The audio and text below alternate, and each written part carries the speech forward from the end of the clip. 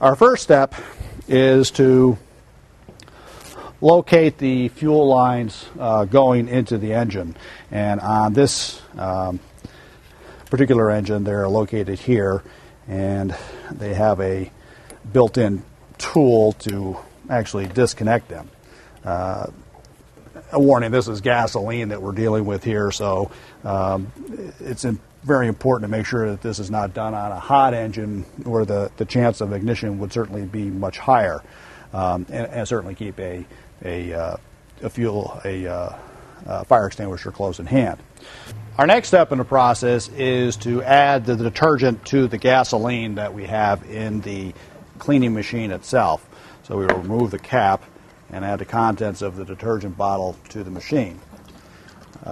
This may seem similar to a process that you might do with your own car to add some fuel injection cleaning solution to the fuel tank, but this product is much more powerful than what you typically put into your own tank. And then what we'll do is actually start the machine.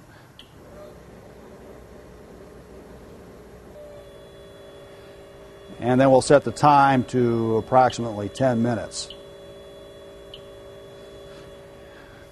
During this period of time, gasoline with the detergent in it is being circulated through the fuel rail with the purpose of actually cleaning the small screens that are in the fuel injector.